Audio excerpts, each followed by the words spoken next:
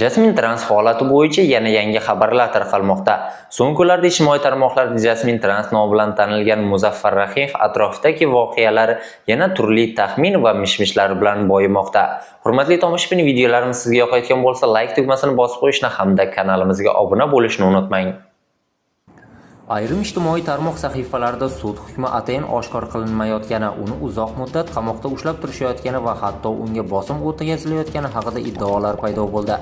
Yana boshqa sahifalarda esa u bilan kelishmovchilikda bo'lgan ayrim san'atkorlar yoki yaqin insonlar tomonidan sotilgan, unga qarshi ko'rsatma berilgan degan taxminlar ham ilgari surilmoqda.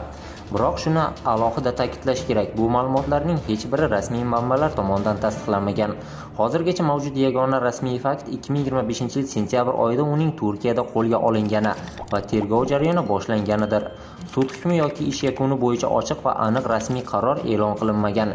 Ijtimoiy tarmoqlarda tarqalayotgan kimdir sotgan, ichkaridan ma'lumot berilgan, qarshi ko'rsatma bo'lgan kabi gaplar hozircha dalilsiz taxmin darajasida qolmoqda. Rasmiy tasdiqsiz bunday iddaolarni haqiqat sifatida qabul qilish yoki tarqatish noto'g'ri bo'lishi mumkin.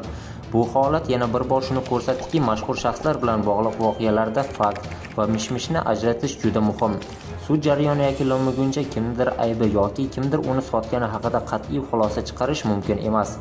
Hozircha vaziyat bo'yicha aniq va ishonchli ma'lumot faqat rasmiy manbalar orqali e'lon qilinadi.